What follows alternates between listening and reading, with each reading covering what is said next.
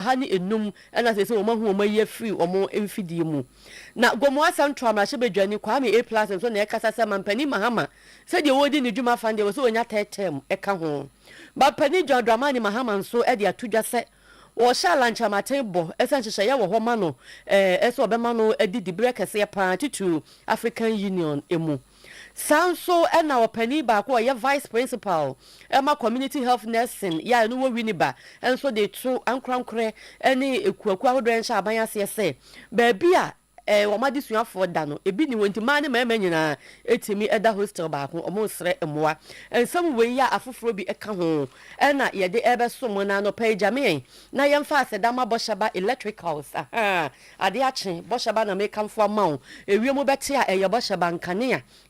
ye si ade anyame di kan bo ye pa eye kane wo bo so ni asase so the first thing God created was light no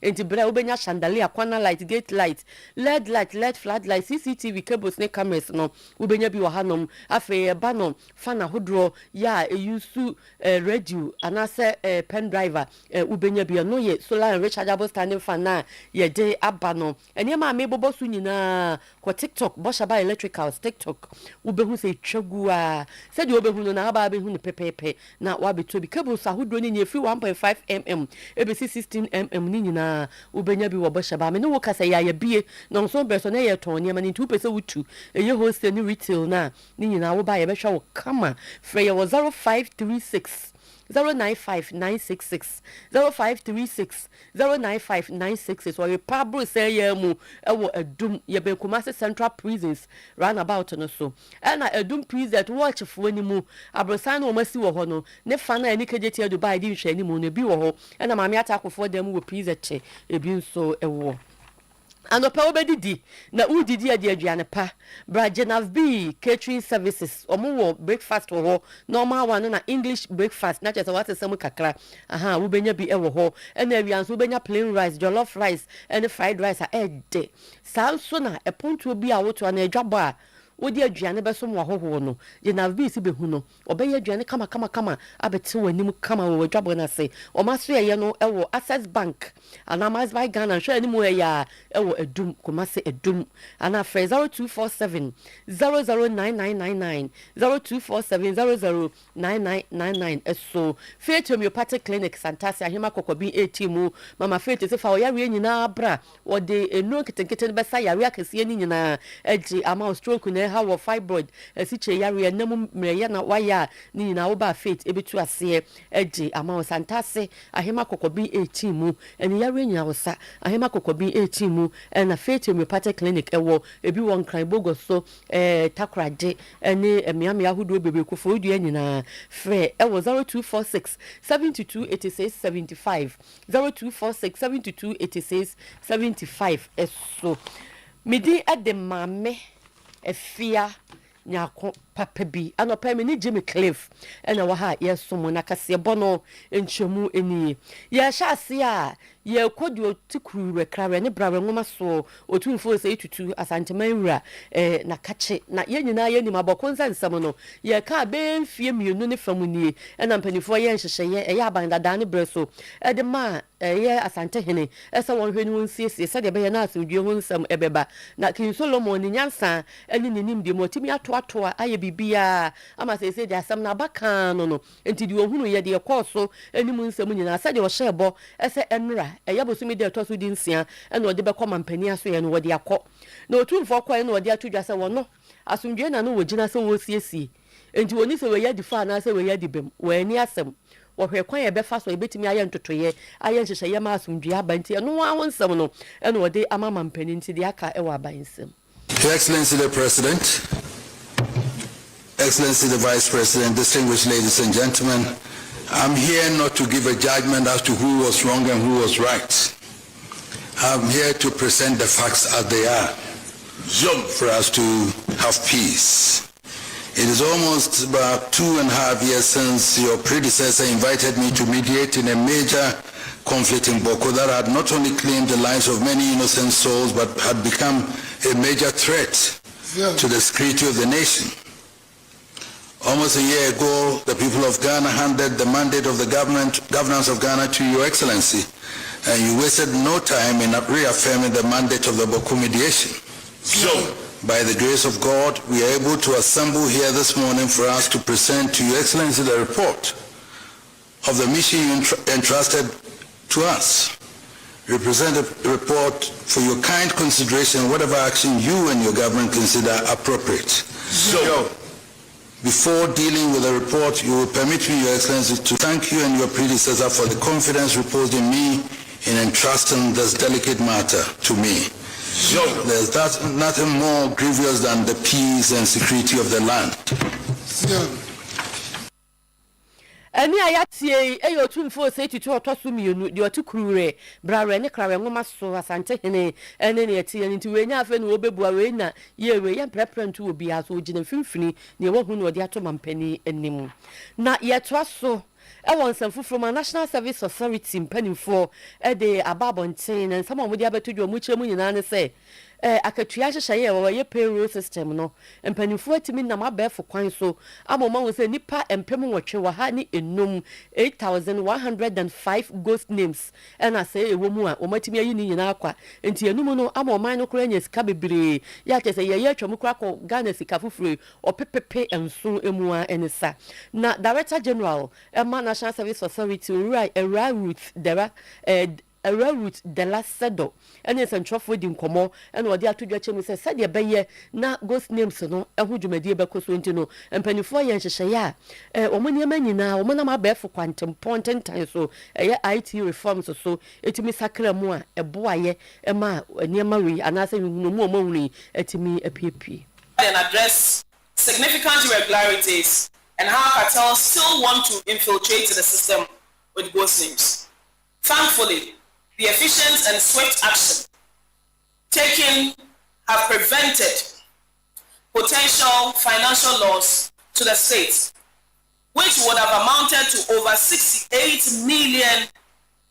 Ghana cedis per year.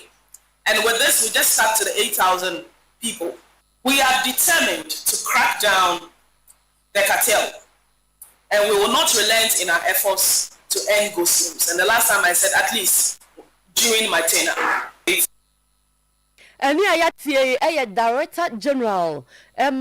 National Service Authority era route de la sedo centrofo nhemu odi tu dwante ene ghost names ne was na pan so de bi nka an obeye ho adwuma pa eyie na ye kwansanfo from afinfin mantamu na ye demo koye Gomoa Central ma shebedwani Honorable Kwame Asare Oben dodo na afa ni A+ na A+ na waye nhyiamu anasa centrofo nhyiamu de nsamatudwa wo chemu se de oni to ene edi ni gina atwe no sa na akonkoden a oji apayi nti oboma mpani John Dramani Mahama abaso papa ewo ne hyehyɛ ya hodro a waye na A+ se de ma ne ye anika ewom ene sa mampani eniema nanka ya ye o man na japade ye bi anka ba dada ne ba ya dodo na ye no mo ba no mo gya no ho no wo so wo toaso ampanso bi wo no ma wo toaso a wo no wo hu bie enti we che say better Ghana agenda ana resetting Ghana no e ho hyehyɛ no ekoso pa enu nti no wogina so no odi tudwa chemu say mampani de wasanka ye sama ni gina biem tetem no be ye mampani esansa ne hyehyɛ ene ne ma odi agu na kwam no ya de adi mpumtu ebebre o man no. This is the first time in the history of this country where a government has left for another government to take over, but projects under the previous government did not take a break. The road from the Pukwasi Road, it did not take a break. John Mahama does not politicize development. So the resetting is that after John Mahama took power, the road from Accra to Cape Coast, which was started under Akufo-Addo, is still ongoing. The resetting is that the road, the Pukwasi interchange, is still ongoing. The resetting is that we are not paying for DSTV at Jubilee House. Someone says, so, but how much will we spend on it? It doesn't matter. We are going to spend a lot of years telling Kenyans about the good things that John Mahama is doing. And we will not wait for John Mahama to leave power before we, hey, look, we have all suffered that before. When John Mahama left power, then I came and said, hey, because I was part of those who criticized John Mahama. When he left power, hey, look, he was building, hey, he built harbor, hey, he built airport. In the history of this country, there is no leader who has built a new airport, a new harbor. Nobody. And John Mahama has plans to build a third port. Once you do anything, I call the president and I tell him that they are lying. Okay, see, and not, I will call the president. The president knows that me.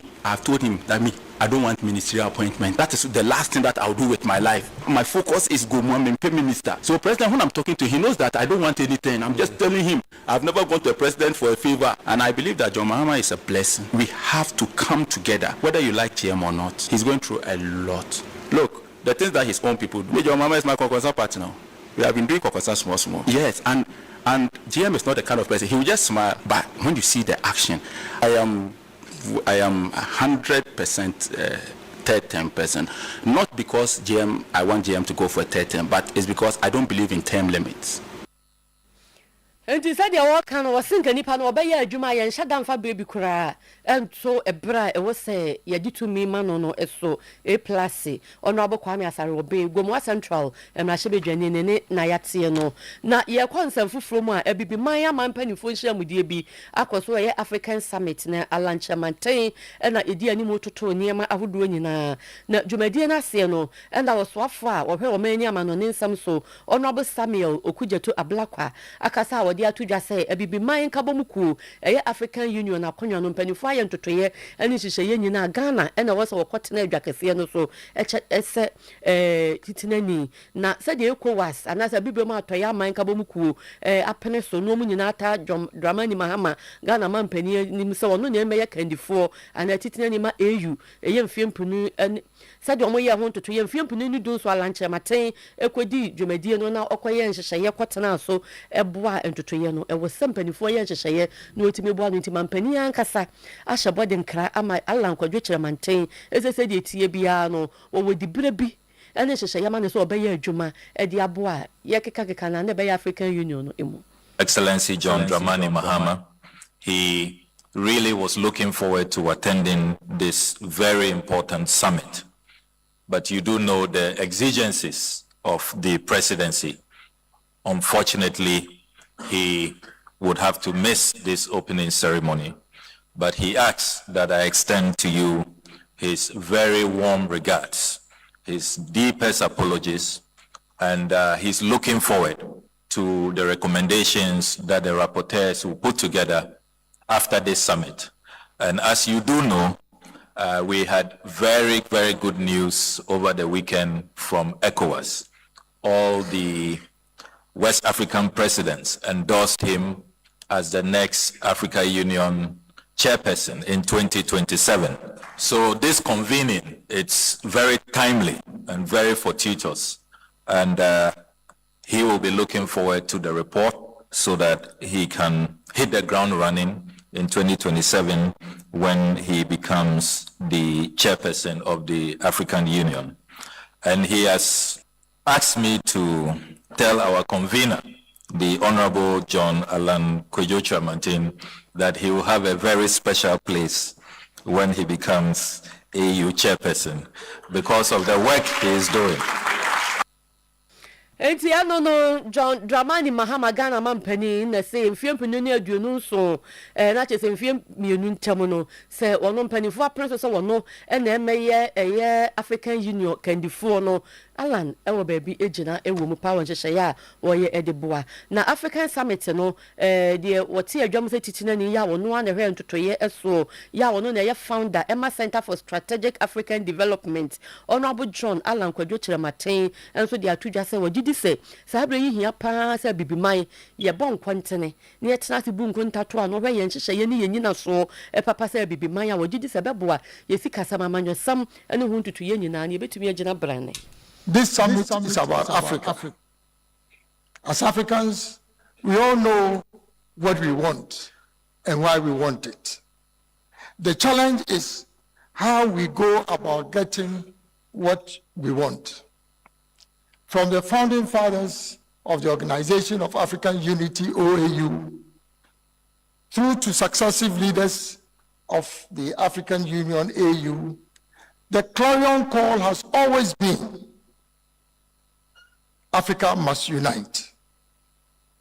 It has, however, taken us a very long time to realize that this is not going to happen by chance.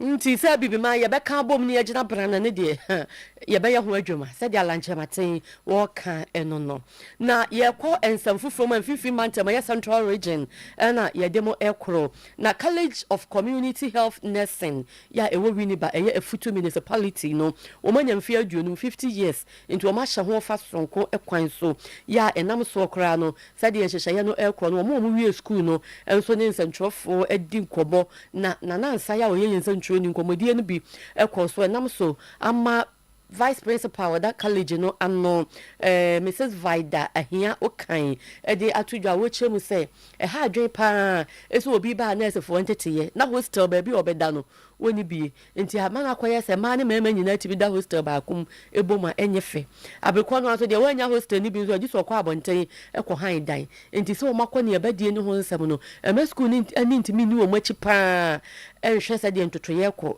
ene biom so kwa kwomfo tata wo mo a enya ba bebre entimi mo nti wo mo sere ekwaku awodo en sha aban ase na ya NGOs no ene aban ya nkasa ne ankrankore eso mo mebo no mo si hostels ni bi emfa mo school no enkankro here a hostel for students here classroom blocks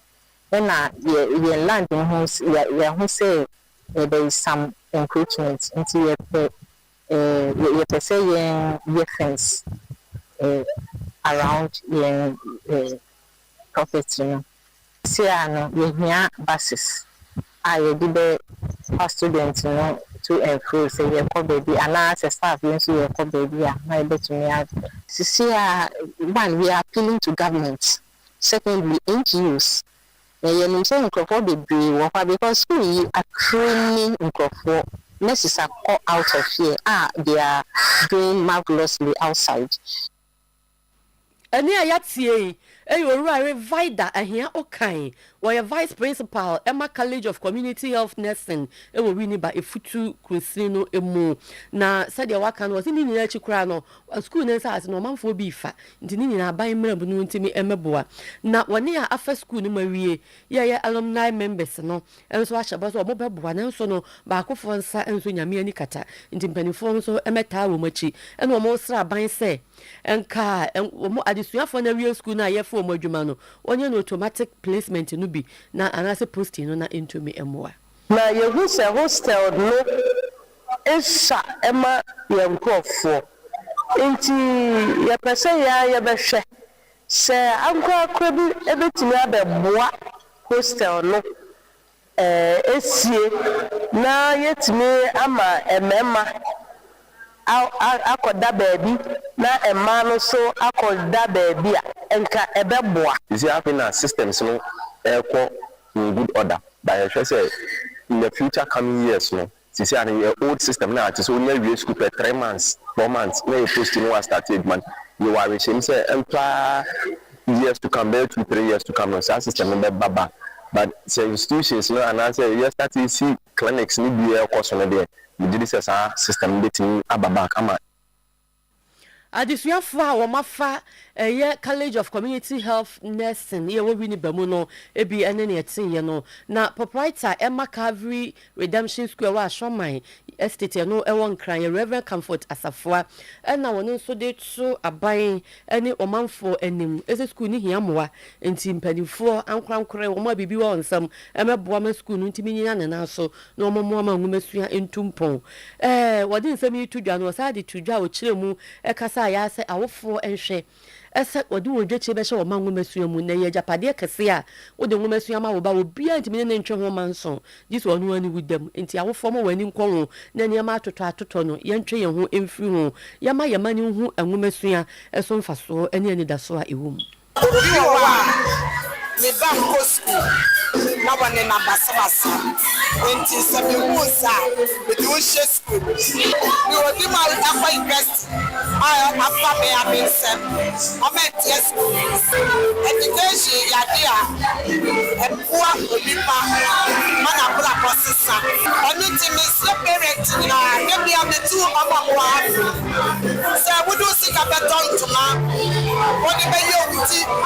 woni be ye ne me fata ba do ba akwala na e ba ne ya me achede esi epuwa wo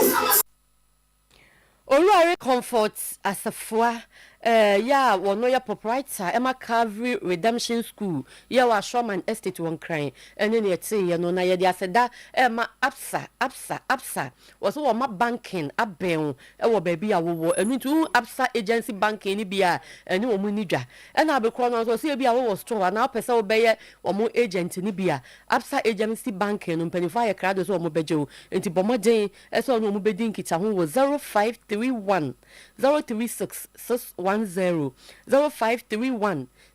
036 610 eso anase absa asoye bi e ben wono wo de kohonom ne mpanifo kodi nkita ho e ho nkrata asem ne ho ntotoye ne hyehyeye ahoduro nyina ekoyi a oso beba ba ye absa for agent abusuafo ye jawe so e de anopa no nsia kase ebo ye de beso mo e wo Oyerepa FM 100.7 Promise 102.7 ne Promise TV so esi hanom Korea NSM mo Jimmy Cliff ye producer mene no enso ne ba studios hanom e beso mo midi e de mame